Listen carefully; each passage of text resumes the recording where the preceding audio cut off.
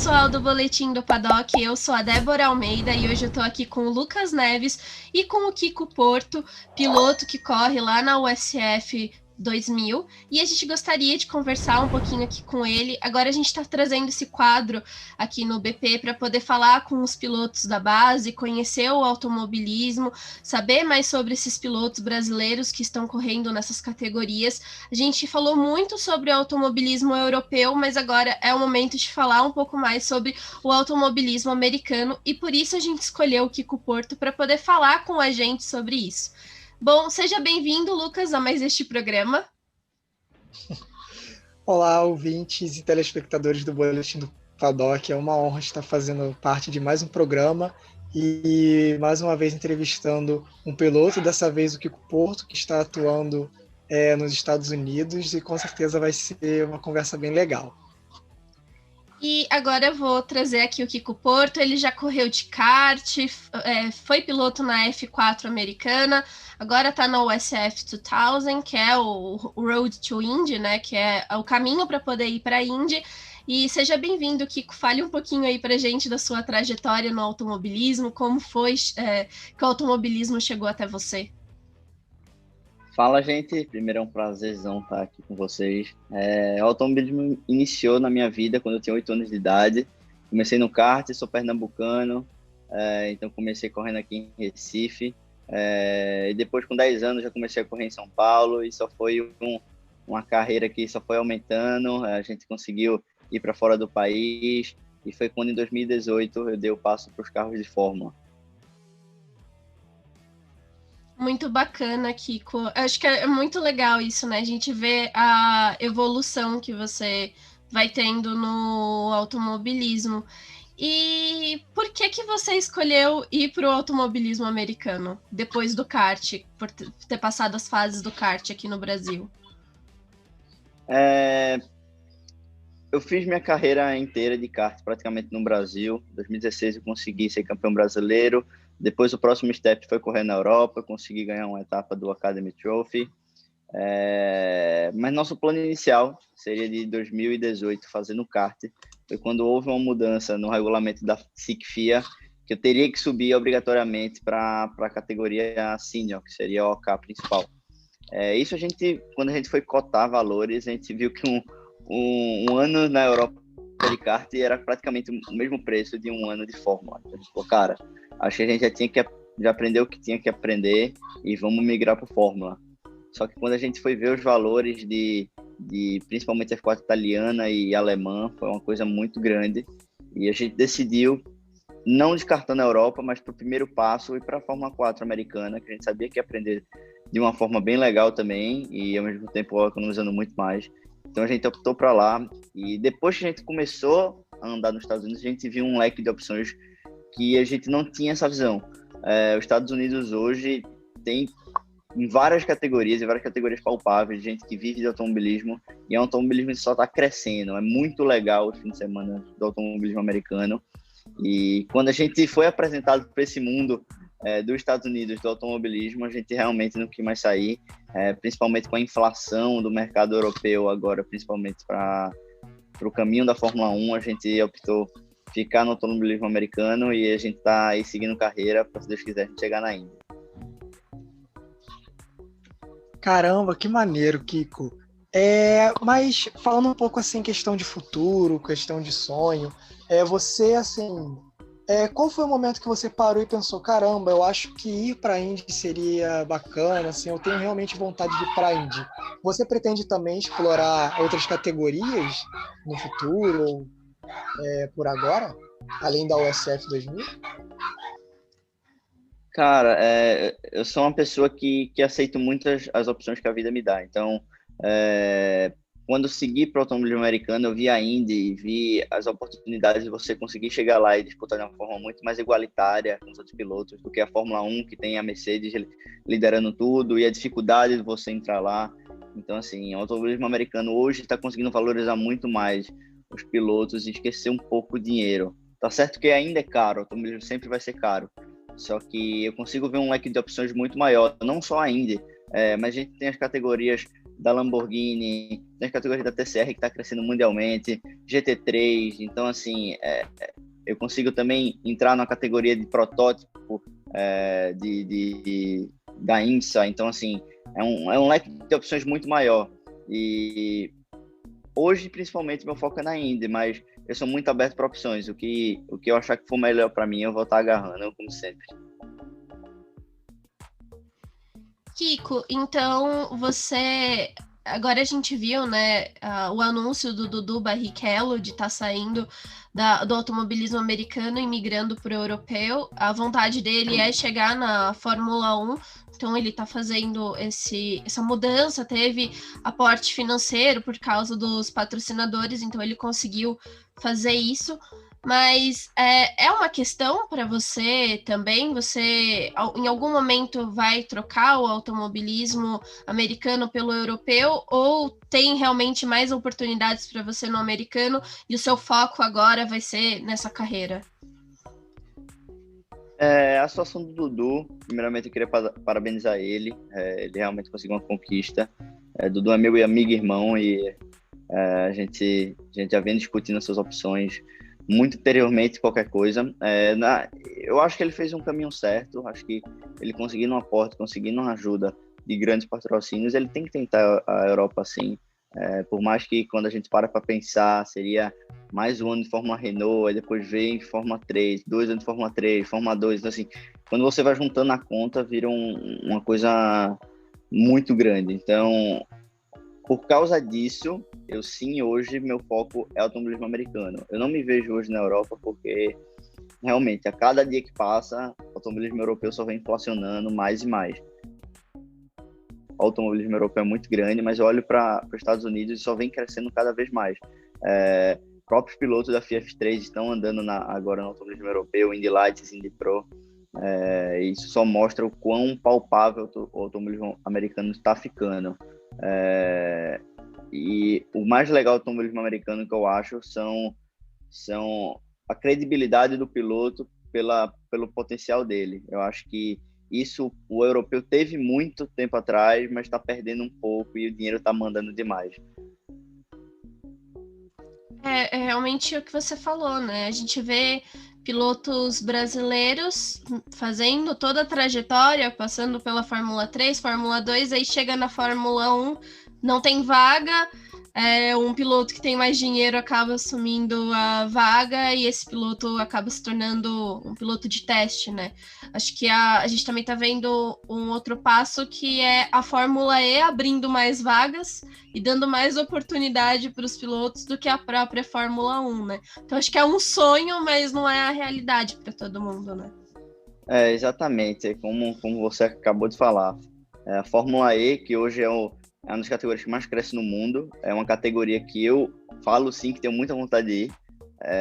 Eu ainda fico meio assim, cara, ainda é legal nesse aspecto, a Fórmula E é legal nesse outro, mas eu gosto muito das duas categorias.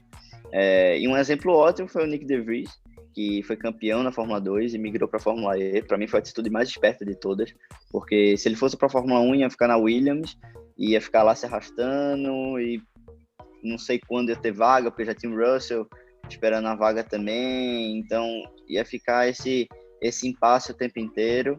E ele ter optado pela Fórmula E foi uma das coisas que ele mais acertou na carreira dele, com certeza. A Fórmula E que só vem crescendo a cada dia mais, porque carros elétricos, como você sabe, é o futuro.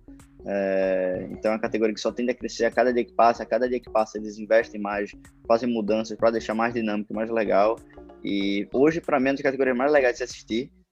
Para o público, eu acho que é mais legal também. Então é isso. Eu acho que o automobilismo está ficando muito democrático, Fórmula 1 está ficando muito mais um sonho muito distante. Como você falou, o dinheiro está mandando muito. O que fizeram com o Pietro, que ele já devia estar correndo nesse ano agora na Haas, mas chegou o Mazepin, botou dinheiro lá e acabou. O Schumacher, eu acho que tinha que ter a chance de entrar, mas no Mazepin, eu não sei, eu acho que o Pietro estava fazendo um trabalho ótimo. Na primeira etapa dele, ele só fica 4 segundos atrás do Magnussen, correu anos na Fórmula 1. Isso para mim é sensacional e só mostra o quão politizado está ficando a Fórmula 1. Eu posso te dizer que a nossa colunista Cíntia Venâncio, que escreve sobre Fórmula E, vai ficar muito feliz com você falando que também gostaria de ir para a Fórmula E, porque ela é a nossa referência aqui no BP a respeito da categoria. Mas isso que você falou é real, né? A gente também viu ali a questão da Ferrari, né? 3 pilotos de base, todos indo muito bem na Fórmula 2 e deram a oportunidade para o Mick Schumacher. O Ilott também se tornou piloto de teste da Ferrari e o Schwartzman vai ter que fazer mais uma temporada de Fórmula 2. Então a gente vê que realmente não tem tanta oportunidade na Fórmula 1 e o caso do Pietro é mais um desses, né? Teve a oportunidade de correr 2 vezes e não acaba tendo vaga. Eu acho que é até interessante isso, porque tem muita gente que ainda tem preconceito com o automobilismo americano. O pessoal não acha que é tão competitivo, o pessoal não acha tão legal, mas quando você vê uma corrida de Indy, acho que é tão emocionante, né? Eu vi uma entrevista sua que você falando que o fim de semana da Indy é espetacular, né? A torcida, as pessoas, o clima. Eu tive a oportunidade de ir numa etapa da Indy quando teve aqui no Brasil e eu realmente senti como é diferente. É um outro tipo de ambiente e eu gostaria até que você falasse um pouquinho disso, desse seu contato com a Indy, dessas coisas, né? Tipo, como é que é a sua experiência, o quanto que você gostou da categoria. Cara, para começar, o evento de fim de semana da Indy é outra coisa. Fórmula 1, você tem aquele glamour todo por ser a Fórmula 1, mas você fica sempre muito distante dos pilotos, dos carros. Na Indy, não. Na Indy tem a sessão de autógrafo, um monte de gente, piloto tudo tirando foto, assim, a gente consegue ficar muito mais perto daquelas pessoas que a gente gosta tanto. Fora que o que eu acho mais legal na Indy é a oportunidade de os carros andarem um pouco mais iguais. Lógico que tem equipes melhores e piores, como todo o automobilismo no mundo, mas a questão de conseguir igualar um pouco mais, o regulamento ser um pouco mais fiel, para todo mundo conseguir andar junto, isso eu acho super legal, de uma forma geral. E o automobilismo americano, desde a categoria de base, a gente é tratado como se fosse um piloto de Fórmula 1, assim. A gente, desde muito novo, o pessoal gosta tanto das nossas corridas, porque vê que a gente está crescendo, aprendendo, isso é muito legal. Desde a primeira vez que eu fui para os Estados Unidos, eu senti essa vibe diferente da Europa, isso é uma coisa que me encantou bastante. Sim, eu já pude perceber também que o automobilismo americano ele tem essa coisa bem calorosa, né? Os americanos eles valorizam muito as categorias deles ali, principalmente a NASCAR. Uma vez eu estava vendo na internet um mapinha, né, mostrando os estados americanos e qual estado, assim, qual era a categoria que tinha mais audiência em cada estado. E sim, tipo, a NASCAR praticamente dominava os Estados Unidos juntamente ali com a Indy. Eu acho a Indy bem legal, amo assistir, por exemplo, as 500 milhas, realmente é uma categoria bem interessante. E falando agora de disputa, né?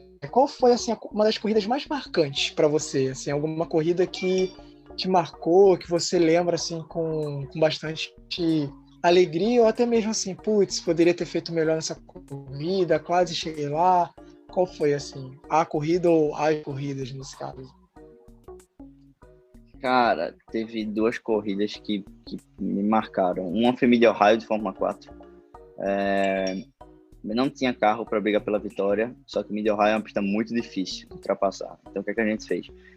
Na Fórmula 4, a gente tinha 2 sets de pneus.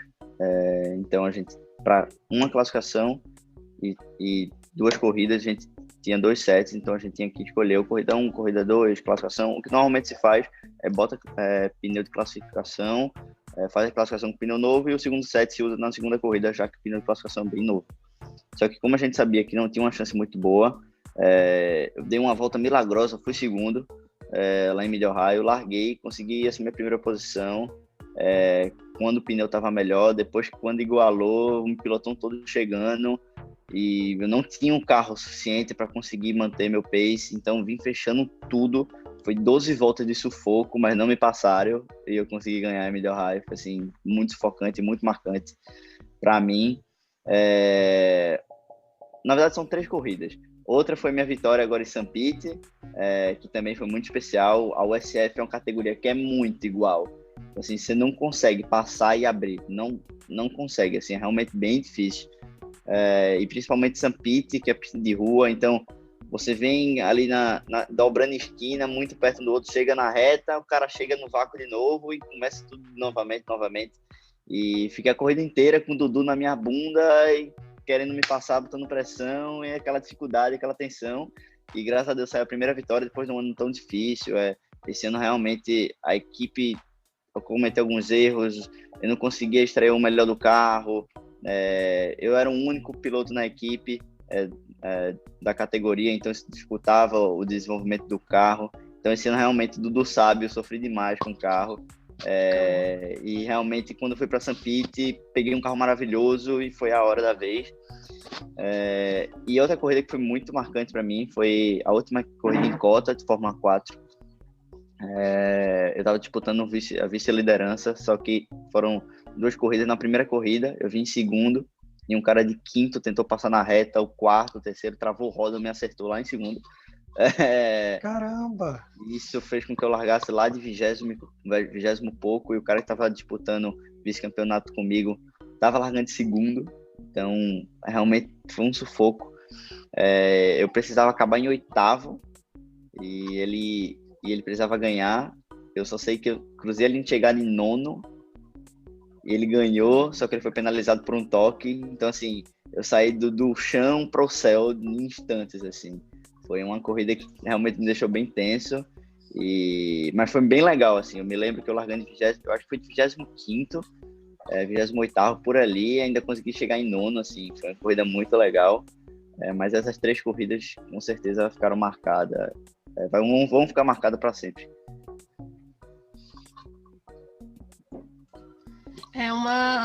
Nossa, acho que o automobilismo acho que é por isso que a gente gosta tanto, É uma né? montanha-russa. Completamente imprevisível, né? A gente não sabe o que vai acontecer. Acho que essas questões de penalidade, às vezes, realmente mudam todo o cenário, né, do fim de semana. Você falou sobre ter dificuldades com o carro nessa temporada, as coisas que você acabou passando. Você poderia até contar pra gente como é que é um pouquinho da sua preparação, de como que é o fim de semana, tipo, quando você começa a ter mais contato com o simulador para poder treinar aquela pista que vocês vão correr, e também falar um pouquinho de como a sua relação com a equipe, como que vocês vão estabelecendo as paradas ou as estratégias, como que é definido isso durante o fim de semana? Vamos lá. Eu faço um trabalho de questão de academia, preparo físico, bastante árduo. O SF é um carro não tão rápido igual o F3, mas é bem pesado aquele volante, eu garanto a você. Faço um trabalho de simulador também, que além de ser um trabalho que me ajuda no crescimento como piloto, é um passatempo maravilhoso. Agora na quarentena eu comia, tomava banho e voltava pro simulador.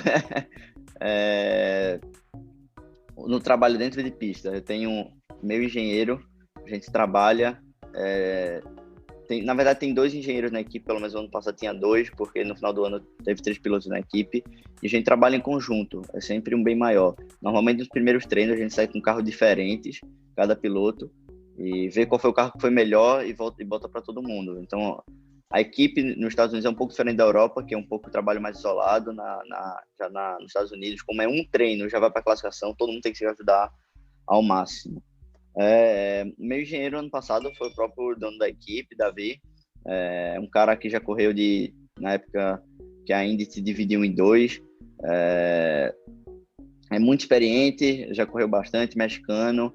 A equipe que eu corri é de Force, corri o ano passado e renovei para esse ano. A gente teve um pouco de problema de acerto, já que o fim de semana é tão curto. Então, a gente acabou andando para lugares um pouco diferentes, já que no começo do ano não tinha 2 pilotos para exatamente fazer essa estratégia de testes em cada treino. Enquanto as outras equipes tinham 4, 3 pilotos. Isso ajudava bastante. Já depois, quando eu consegui um companheiro de equipe, foi quando começou a vir os bons resultados. Consegui meu primeiro pódio e minha pole position em Indianápolis. Indianápolis que foi muito bom, mas ao mesmo tempo foi muito frustrante. A gente fez 2 poles. No primeiro treino a gente foi mais rápido, só que na primeira corrida a gente tinha tudo para ganhar. e por algum motivo a gente acredita até hoje que foi um pneu não muito bom. A gente estava muito mal de corrida. O carro era muito traseiro, eu perdia 3 décimos por volta, enquanto eu estava sendo muito rápido durante todo o treino e classificação. Eu cheguei a abrir 3 segundos de começo, mas depois, por algum motivo, acho que foi também pressão de pneu, e a gente suspeita um pouco do pneu traseiro direito, vinha um pouco avariado, que às vezes acontece. Então a gente foi perdendo a posição, foi quando veio a primeira vitória do Dudu, então assim, eu não fiquei tão triste, porque foi ele que ganhou, mas a gente conseguiu um pódio, e depois disso, a gente vê o quão faz falta um companheiro de equipe. A gente acha que o companheiro de equipe é ruim, porque você tem que estar sempre mais rápido que ele. Na minha opinião, quanto mais o companheiro de equipe for bom, é melhor para a gente, para o nosso crescimento. Então, depois desse momento, a gente conseguiu desenvolver o carro de uma forma muito mais consistente. Entrou mais um engenheiro para ajudar, já que tinha mais pilotos. Então, foi um trabalho de equipe bem legal. Agora, para renovar esse ano, como eu fui o piloto que mais participei da USF, eu sentei com eles, falei os pontos que eu achei negativos e o mais legal que vai ser atendido para o ano que vem, novas contratações de engenheiros, de mecânicos, pessoas experientes. Então acho que esse ano agora vai ser um ano maravilhoso para a gente, que a gente vai vir com força total. E, Kiko, qual a sua relação com o Beto Monteiro no que se refere a seu crescimento dentro da categoria, né, dentro da sua carreira no modo geral? Você poderia comentar aqui um pouquinho com a gente a relação de vocês dois em relação a isso? Cara, foi muito louco. A gente já conhecia Beto na época do kart, e logo quando a gente estava tentando migrar para os carros de Fórmula, a gente tinha a conta da Fórmula 4 italiana, foi quando a gente encontrou o Beto no shopping, aqui em Recife. A gente começou a bater papo sobre carreira, sobre futuro. Ele falou, cara, experimenta automobilismo americano, que está crescendo muito. Beto, que já correu de NASCAR, já correu de Porsche, já correu de caminhão, já correu de tudo. Aquilo ali é maluco, assim, já correu tudo que senta, ele anda bem. Então é um cara que tem muita experiência para me passar. E ele levou a gente, primeiramente, para tirar a carteira. Me lembro num Fórmula do Lucas Oil, que é como se fosse um Fórmula V, com mais tecnologia. Tirei a carteira, depois de lá a gente foi testar e testou de Fórmula 4 e saiu testando nos Estados Unidos. E foi quando a gente se encontrou e viu essa oportunidade do automobilismo americano. Beto, que já correu de Fórmula 3000, Fórmula 3 lá na Itália, é um cara que tem muita experiência. E saiu assim de uma amizade para uma irmandade, companheirismo, e assim, eu só tenho a agradecer a Beto por tudo que ele fez por mim, porque realmente toda a experiência que ele tinha, ele me passou, coisa que eu não tinha noção do tanta experiência que ele tinha também de carro de Fórmula, já que ele andou com pouco tempo não, mas pouco tempo em comparação com o que ele já andou de GT, de caminhão, tudo mais. Então, e é um cara que abriu boas portas. Ele é muito bem quisto lá nos Estados Unidos, por ter corrido de Porsche lá e ter sido campeão, correu de NASCAR lá. Então, assim, é um cara que tá me agregando muito, e um cara que realmente foi uma grande sorte eu ter conhecido, porque tá me ajudando bastante. Poxa, imagina encontrar essas pessoas, né, ao longo da vida, que nos apoiam, que nos ajudam, é muito maneiro, cara. E em relação às suas dificuldades, qual foi a maior, assim, que você já enfrentou até aqui, para poder chegar onde você tá? Cara, no kart a gente sempre enfrenta bastante dificuldade, só que graças a Deus eu consegui sair do kart com uma carreira muito positiva, conquistando bastante coisa. Mas eu acho que o ano mais difícil foi esse que passou, principalmente por causa da pandemia. E outro fator que mexeu muito comigo foi que eu saí de um ano de várias vitórias, vários pódios na Fórmula 4, fui para a USF com expectativa a 1000. Teve a pandemia, quando eu voltei eu peguei uma situação meio difícil. Acabei de mudar de categoria, eu sabia que o carro não estava me atendendo, mas aí já veio um pouco da parte psicológica. Será que é só o carro? Será que não sou eu que estou meio que não dando tudo o que é para ser? Isso começa a mexer na sua cabeça, porque a gente, como você sabe, piloto se cobra extremamente. Isso começou a mexer comigo um pouco. Foi quando veio em Indianápolis, cheguei lá no primeiro treino, fui mais rápido, meti 2 poles, falei, opa, peraí, eu acho que eu sei andar de carro. isso foi me fortalecendo aos poucos. Quando chegou em St. Pete também, que eu consegui sair com a primeira vitória, isso tirou um peso que eu vinha carregando durante todo o ano. Mostrar, cara, eu acho que realmente o carro estava me fazendo falta e que eu sei fazer o que eu amo. Então, esse ano, a questão de pilotos e anos mexe muito com a cabeça do cara.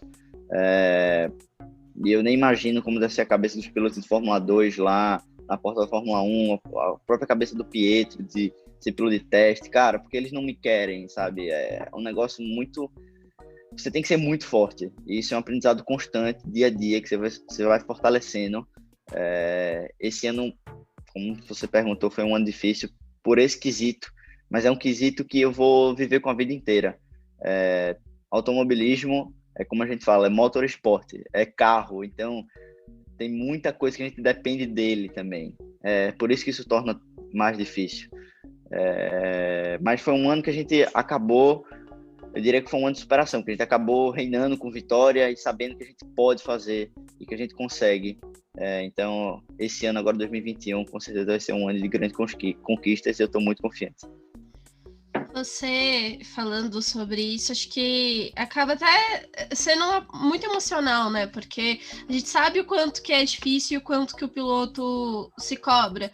E você ainda terminou na 10ª posição do campeonato, né? Da USF. E acho que tem tudo isso, né? Tipo, você ganha, mas aí vai outras corridas mal. É tudo uma balança, né? Mas tem o outro lado que os carros são muito equilibrados. Então, aquela questão que você falou do pneu, você tem um pneu com um problema, tipo, não é um problema do piloto, né? É um problema do equipamento que foi entregue para você. Eu queria também que você falasse um pouquinho a respeito da diferença dos carros, porque você sabia que o carro da Fórmula 4 ia ser diferente do utilizado na USF. Até você tinha falado numa entrevista que você via ele como um carro muito mais rápido, que tinha outras dificuldades diferentes desse da F4. E como que foi essa sua transição? Qual foi a dificuldade de trocar, né, de um carro para o outro? Cara, eu acho que a Fórmula 4 é um carro que ele não tem tanta potência e um pouco menos de aerodinâmica. Então, você tem que andar de uma forma um pouco mais redonda, eu diria, já que ele não tem tanta potência para levantar. Na USF, você tem que ter esse trabalho de precisão, também de andar um pouco mais redondo, que a gente chama, mas você também tem hora que tem que ligar um pouco, tipo, cara, só vai, sabe? É um carro que ele aceita um pouco andar um pouco mais de lado. Então, se você vê um pouco as on-board da gente, trabalhando o tempo inteiro. Isso, graças a Deus, foi uma coisa que eu me adaptei rápido até. Embora eu seja um cara que eu sempre trabalho com um pouco mais de precisão, meu estilo de guiada é um pouco mais preciso, para um pouco mais, sempre dar o pé cedo. Eu consegui me adaptar bem para o USF. Mas esse ano foi um pouco mais difícil, já que a primeira etapa eu não consegui entrar no país, porque fui negado depois que a gente conseguiu a autorização. Então, já foi 3 corridas pro saco e a outra etapa eu peguei Covid. Então foi 5 corridas. Essas 5 corridas no calendário realmente foi uma facada pra gente. A gente fez até uma simulação, se essas 5 corridas não existissem, a gente tinha ficado em 4º no campeonato. Mesmo com as etapas que a gente foi tão mal, que o carro não estava tão bom. Teve o oval também, que foi minha primeira experiência. E o oval é o seguinte, quando o carro não tá 100%, não tem como se adaptar. Você só vai, você fica refém daquilo ali, porque você não tem como forçar e tirar o máximo, porque você tá no limite a corrida inteira. Fiquei em 15º no oval, foi bem ruim. Mid-Ohio, que foi a primeira pista que eu testei de USF, num treino coletivo, num ano que eu tava correndo de Fórmula 4, eu fui 2º no treino. Então, assim, a primeira vez que eu entrei no carro, fui 2º com os caras que foram campeões lá. Então, assim, tinha sido maravilhoso. E a gente vinha muito confiante para Mid-Ohio para esse ano. Quando a gente chegou nesse ano, eu me deparei com um Mid-Ohio totalmente diferente, eu dando o meu máximo para chegar em 10º. Então, assim, foi frustrante. Mas por isso que eu falei, assim, as etapas que a gente se deu bem realmente me incentivou bastante. Mas eu acredito que isso não foi em vão. Eu acredito que esse ano de dificuldades eu saí com um foco maior do que eu tinha, vendo as situações de uma forma muito mais calma e tentando analisar de uma forma mais fria. Esse ano eu aprendi bastante, por mais tão difícil que foi. mas foi um ano que realmente eu vou colher muitos frutos para usar durante toda a minha carreira.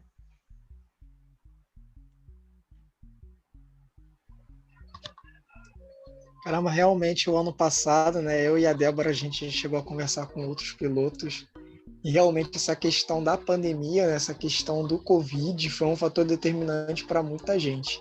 Muita gente com certeza aprendeu muito, né? A gente conversou com o Roberto Faria na nossa última entrevista, ele falou também sobre as dificuldades de começar lá fora por conta do Covid, porque realmente você está num país que, assim, o mundo todo se fechou, na verdade, e você ter que sair de onde você está para poder começar uma temporada, realmente eu imagino que deve ser uma tarefa bem complicada e, poxa, é muito bom, assim, ouvir que vocês, mesmo mediante a tantas dificuldades, conseguiram superar isso e fazer boas corridas, apresentar bons resultados. Isso com certeza é muito bacana de ouvir. E voltando um pouco, né, para a questão do kart, quais foram as lições que você tirou do kart para a Fórmula, né? O que você conseguiu extrair dessa categoria de base? Cara, o kart é uma base de tudo. Eu acho que se você for bom no kart, você tem grande chance de ser bom em carro de Fórmula. Mas questão de estilo de pilotagem, eu tive que mudar muito. Tô sendo bem sério para você.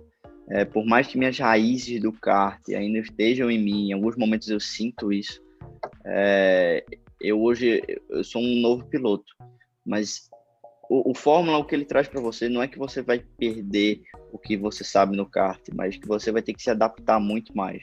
É uma situação muito mais diferente, de muito mais informação, muito mais dados para você pensar ao mesmo tempo. Então, isso é uma forma que você se torna um piloto mais completo, passando por um carro de corrida. É outra situação, é outro mundo, mas você sendo um bom piloto de kart, você sempre vai ter uma vantagem. E eu acho que o que mais você traz do kart é a questão de time de corrida, cabeça fria, entender um pouco o que está acontecendo para depois atuar. Eu, graças a Deus, no kart, eu tinha uma cabeça muito no lugar. Mesmo em corridas que eu estava com o carro muito ruim, eu conseguia analisar os problemas, saber o que eu conseguia extrair naquela situação, mesmo não estando muito bom.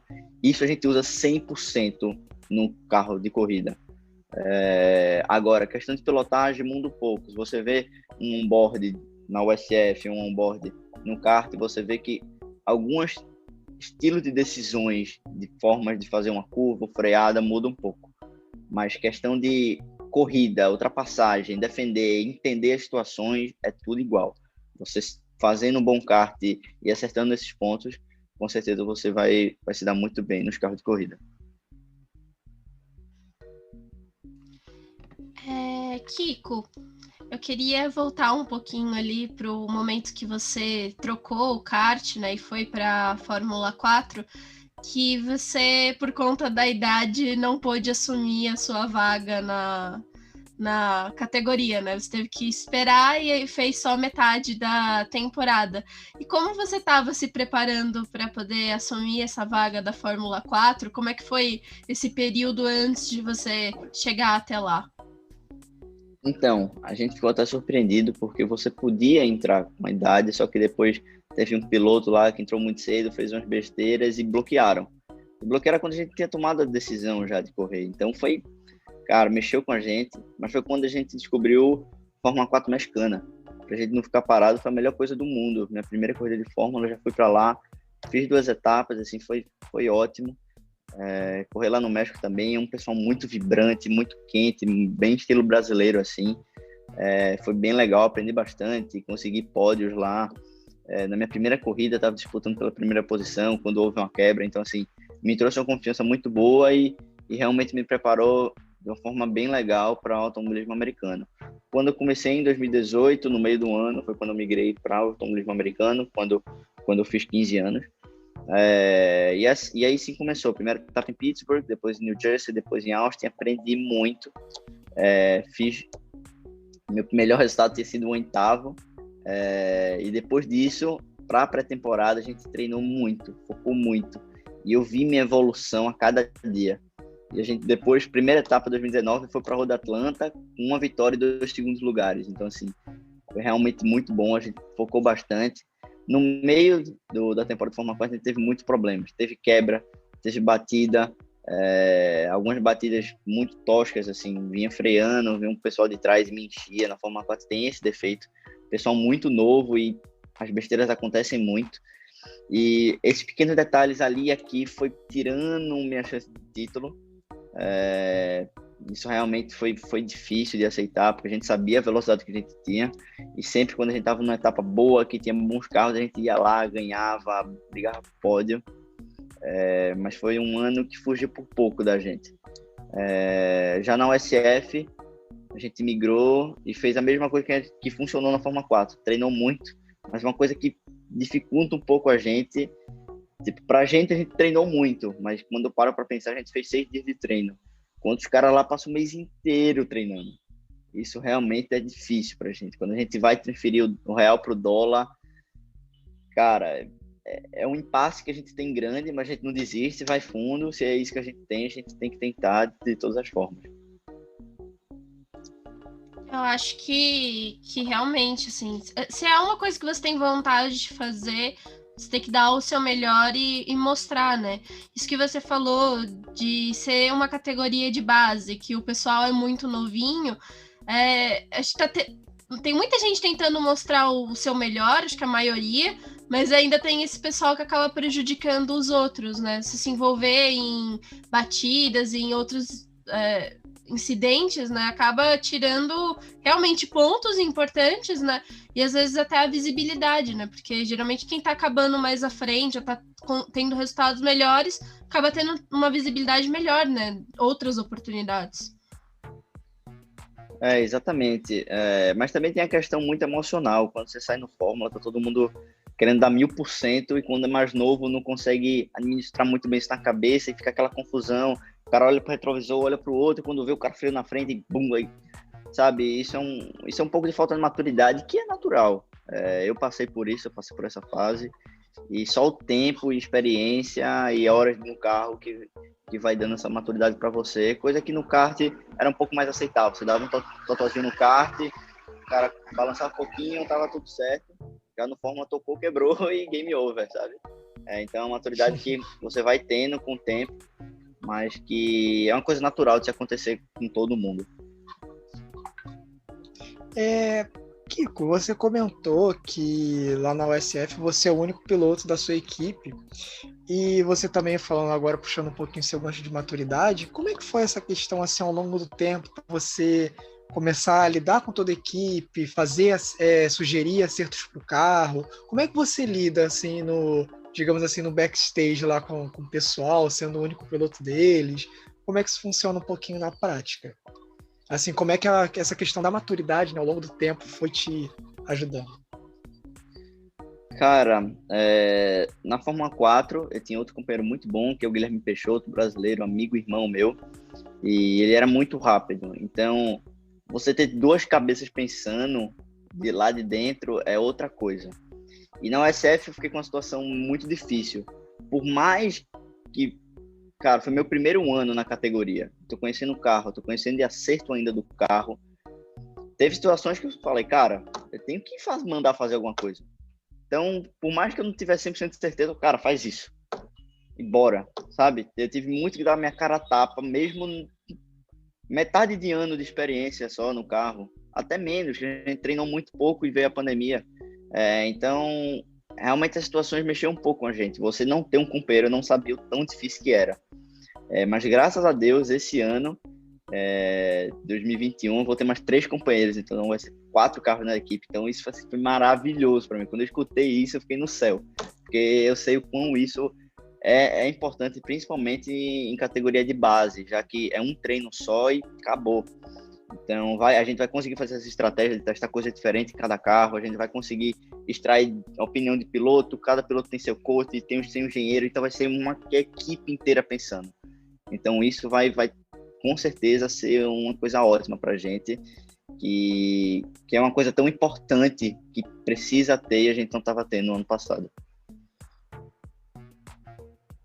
Você falou muito, né, durante essa entrevista dos seus amigos brasileiros que já correram. A gente sabe que categorias americanas também acabam atraindo muito os pilotos brasileiros. Você pode falar um pouquinho da relação? Quais são os pilotos que são mais chegados a você? Como é que é essa troca de experiência de vocês? Ou que vocês acabam conversando com relação à corrida? Sim, e rapidinho, só para abrir um parênteses, ano passado, não, perdão, 2019, o Guilherme Peixoto foi entrevistado aqui pelo BP também, só que não em podcast, matéria escrita, então quando você comentou dele, eu lembrei bastante dessa entrevista também. O Guilherme realmente é uma pessoa muito bacana. É isso mesmo, só queria lembrar desse papo. O Gui é um cara que eu conheci desde a época do kart, a gente corria desde 2015 lá na Granja Viana. E poder trabalhar com ele em 2019 foi muito bom. O Gui é muito rápido. Sou muito amigo dele desde sempre. Aí já falando de outros brasileiros, Dudu. O Dudu hoje é meu irmão, assim, muito, muito meu irmão. A gente já era muito amigo e a nossa convivência de estar lá sempre junto, saindo para jantar junto, conversando sobre a categoria desse ano, só fez a gente ser mais amigo ainda e ainda. Dudu, hoje eu posso falar que é meu melhor amigo. É um cara nota 1000, só tem tudo para brilhar, tem talento, ele acredita muito e é um cara que eu estou torcendo 100% para ele. Caio Collet, um cara que eu conheci desde a época do kart, admiro muito. Gianluca também, um cara nota 1000, que tem muito talento para ir também. Fiquei muito frustrado, porque ele foi campeão na Fórmula Regional e o Arthur Leclerc pegou a vaga dele na Fórmula 3, então assim, isso mostra o quanto a politicagem dele tá mandando. O cara foi campeão, ele tem que ir, cara, ele foi o melhor, então por que o cara que ficou atrás dele merece mais que ele, sabe? Isso realmente é difícil de se aceitar.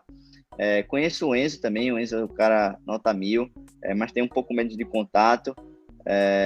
Já o Drogovic eu não conheço pessoalmente, nunca bati um papo com ele, mas é um cara que eu acompanho toda a carreira dele e admiro bastante por tudo que ele conseguiu fazer. Eu me lembro na época da Fórmula 3 britânica, ele realmente dominou tudo.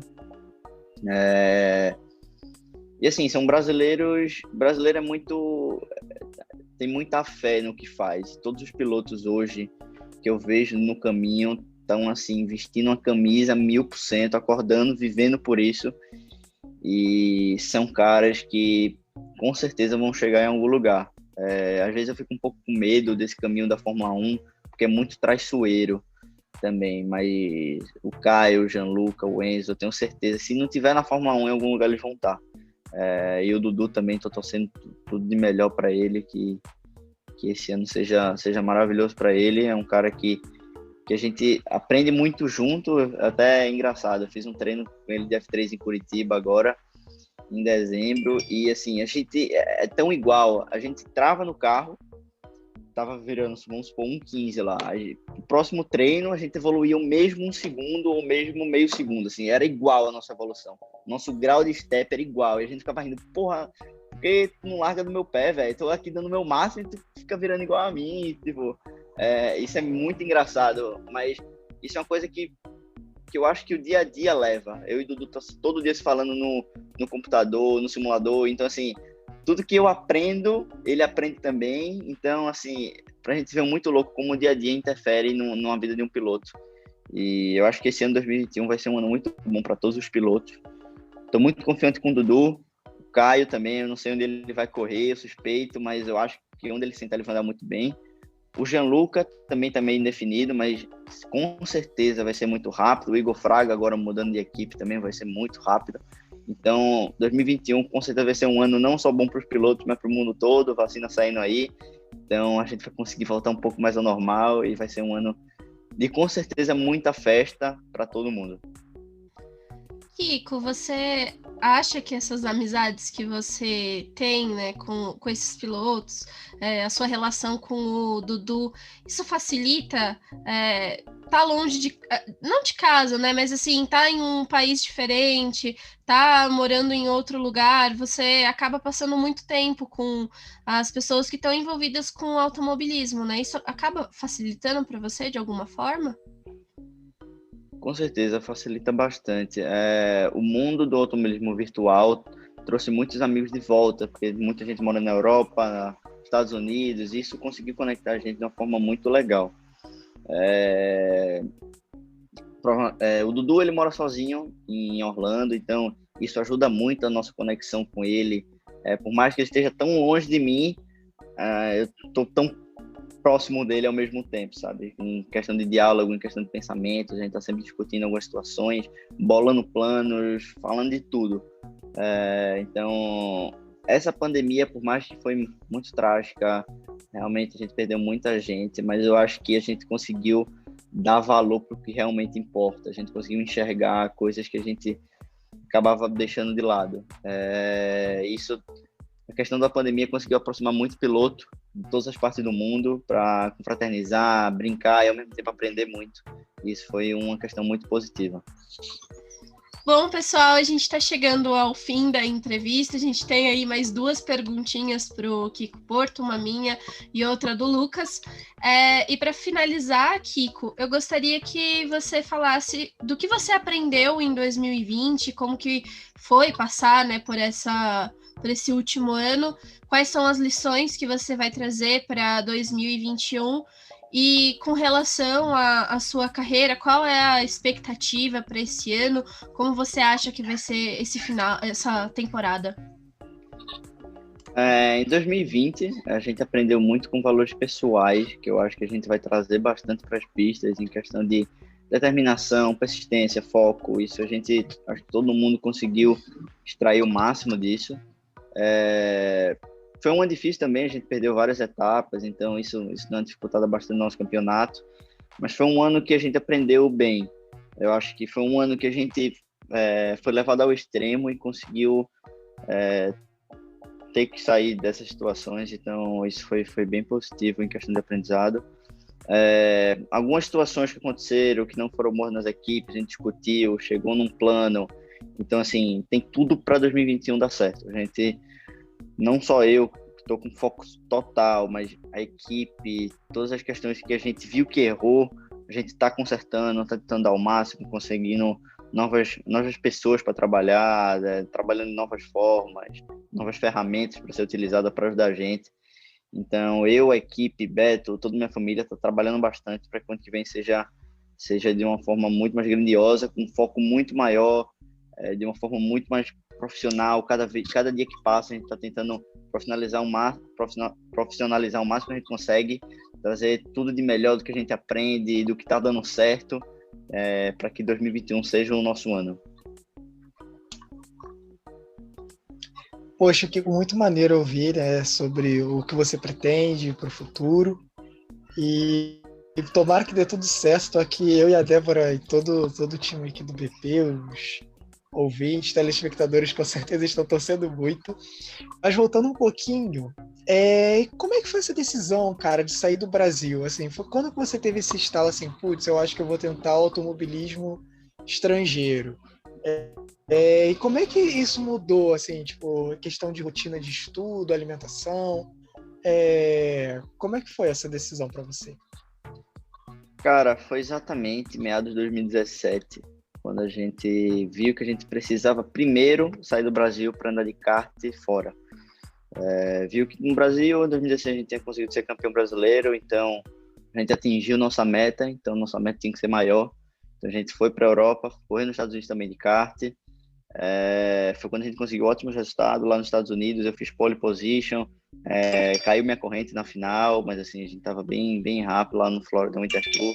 Foi para os Estados Unidos, conseguiu vitória no Academy Trophy lá na Finlândia, e foi quando a gente falou, cara, eu acho que já está na hora de experimentar um próximo passo.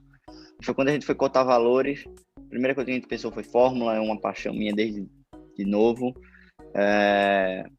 Foi cotar os valores de Europa e Estados Unidos, e automobilismo americano, e viu que realmente nos Estados Unidos era melhor. E foi quando a gente também conheceu o Beto. Assim, a gente já conhecia, mas foi quando a gente realmente se conectou melhor. E ele mostrou como o automobilismo americano é bom. Uma pessoa que a gente consegue citar facilmente aqui é o Felipe Nasser, que hoje corre no IMSA, e assim, o cara foi piloto de Fórmula 1, porque ele teria muitas condições de estar na Europa, mas preferiu o automobilismo americano. Então, o automobilismo que a cada dia que passa está crescendo. A gente vê vários pilotos migrando para o automobilismo americano e isso é um ganho que a gente está tendo, não só uma mudança de cultura, já que a Europa estava tão segmentada, mas também uma mudança de profissionalismo, e ver que realmente a gente pode fazer em outros lugares de uma forma melhor. Então, que Deus tenha preparado tudo melhor para a gente em 2021, que a gente vai com tudo para conseguir mais um step na nossa vida e, assim, seguir carreira para frente. Poxa, com certeza a gente está torcendo muito, cara, de verdade. Obrigado a todo mundo. A gente fica na torcida porque é muito legal a gente conversar com os pilotos da base e ver vocês traçando esse caminho, tendo um objetivo, aonde vocês querem chegar, e é muito legal ter a oportunidade de acompanhar isso de perto e conhecer mais. Acho que a entrevista aqui hoje foi muito legal, assim, eu fiquei emocionada em várias partes, em momentos que você falou sobre a sua relação com os pilotos, quando você falou das dificuldades que o automobilismo tem. Acho que isso é algo que a gente escuta muito falar, mas ver o piloto realmente falando quem passou por isso, né, quem tá passando por isso, é algo completamente diferente. É impossível a gente não ficar tocado com o que você disse aqui hoje.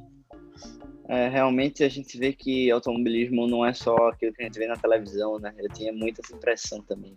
Mas é uma questão de aprendizado diário, de foco diário.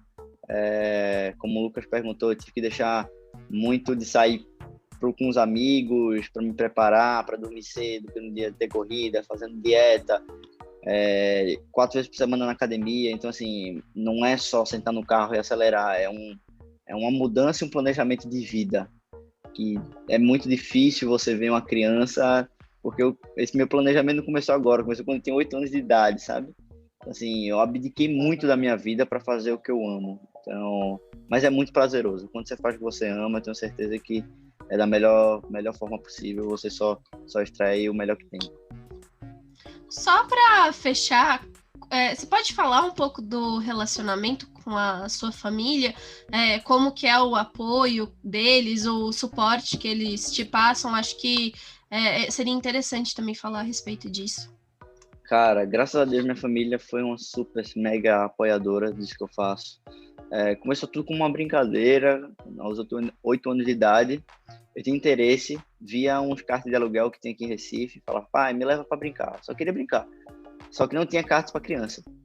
Foi quando ele teve que me levar para o kart profissional e eu experimentei. Amei, curti pra caramba. E ele falou, Kiko, isso tem como, aí falando como criança, isso tem como você vir toda quinta, toda semana para você brincar, não sei o quê. Eu falei, eu quero. Aí pronto, toda semana tava fazendo, né? Eu tava igual uma aula de judô, assim, tava toda semana fazendo e tal. E depois começou, tem campeonato X, Y, a gente tem que pensar nisso, naquilo. Aí foi quando foi tomando molde. E minha família foi se preparando com isso. E sabia que a exigência ia aumentar, que minha vida ia mudar, que tudo ia tomar uma forma bem diferente do que a gente estava acostumado. Mas, assim, graças a Deus, o apoio da minha família foi super essencial. Sempre tiveram comigo, me apoiando sempre no que eu quis. Meu pai nunca foi piloto, minha mãe, ninguém nunca foi piloto. E sempre aquilo que eu mais amava, eles estavam lá comigo para me apoiar. Isso, se eu não tivesse isso, eu não estaria aqui, com certeza. Isso é muito bonito ver você falando dessa relação, porque a gente vê outros pilotos também que a gente entrevistou falando do suporte familiar que eles tiveram e do quanto que isso foi importante para eles. Você tem alguém que é uma inspiração para você, para as coisas que você faz nas pistas? Porque você falou que a sua família não era envolvida com automobilismo, começou com você, mas pode ser dentro da sua família, pode ser algum outro piloto. Você tem alguém que é a sua inspiração? Cara, tenho algumas pessoas. Falando em questão de piloto, a gente não pode parar de citar Senna. Por muitas vezes pode aparecer meio clichê falar tanto Senna, mas quando você para analisar que o tanto que ele ele transformou o automobilismo de uma forma geral. Foi o primeiro cara a iniciar uma questão muito profissionalizante do automobilismo. Foi um dos primeiros caras a começar realmente, cara, tem que malhar todo dia, você tem que dar o extremo, você tem que fazer trabalho psicológico, você tem que dar tudo de si para conseguir ser campeão do mundo. É um cara que realmente é um cara que a gente não pode parar de citar, porque realmente foi um nome brilhante e um marco decisivo no automobilismo mundial. Outra inspiração, meu pai, com certeza, passou muito ensinamento de persistência e perseverança. Se você quer, você consegue. Se agarre com tudo que você tem, se você acredita, vai fundo. E Beto Monteiro hoje é uma inspiração para mim, no quesito de, tipo, nunca teve grandes oportunidades, e foi uma coisa que também lembra meu pai, se agarrou com o que tinha, foi com tudo e deu tudo de si, sabe? Então, esses 3 caras são pessoas que eu tenho que citar, porque realmente estão comigo o tempo inteiro, Senna tá sempre no meu coração, e são pessoas que realmente mudaram minha cabeça e vem mudando até hoje. Poxa, muito bacana, Kiko. Lucas, você tem mais alguma pergunta para o Kiko, para a gente finalizar? Não, acho que eu já fiz todas as perguntas que eu queria. Como a Débora falou mais cedo, é realmente muito emocionante ouvir esses relatos. Porque, como você, Kiko, também comentou, a gente vê muito a TV, né? O que a TV mostra pra gente. Mas por trás, realmente, a realidade é muito diferente e realmente é muito bonito ouvir essa questão do apoio familiar. Lembrando mais uma vez do Roberto Faria, né? Piloto da Fórmula 3 britânica, ele também comentou muito do pai dele, que o pai dele apoiou bastante, né? Ele falou que o pai dele é a maior inspiração para ele. Então, ouvir isso realmente é uma honra, assim, eu ouso dizer, sabe? Poder entrevistar e ouvir esse tipo de relato realmente é muito interessante, é muito bonito. Kiko, eu gostaria muito de agradecer a oportunidade de fazer a entrevista com você. Eu acho que nos nossos ouvintes e o pessoal que está assistindo o vídeo no nosso canal do YouTube, com certeza ficou muito emocionado, gostou mais de conhecer a sua trajetória, saber um pouco mais de você. Eu acho que foi uma entrevista muito verdadeira, falando tanto da parte técnica, dos seus esforços, também da sua vida pessoal, das relações que você foi fazendo, né, conforme foi avançando no automobilismo. Queria muito te agradecer, ter essa oportunidade de te entrevistar. E para a gente se despedir, eu gostaria que você falasse as suas redes sociais, como o pessoal pode te encontrar, como o pessoal pode te acompanhar, e para você ter também o apoio do pessoal que acompanha o Boletim do Paddock. Meu Instagram é Kiko Porto _12, meu Twitter é Kiko Porto 12, você também me encontra como Kiko Porto no Facebook. Também quero agradecer principalmente os meus patrocinadores, Petromega, que sempre esteve comigo desde pequeno, o Banco da Ecorval, que já vai 2º ano com a gente, acreditando no nosso trabalho. São pessoas que, se não tivesse comigo, a gente não conseguiria estar realizando esse sonho. E quero agradecer a todo mundo que assistiu até o fim.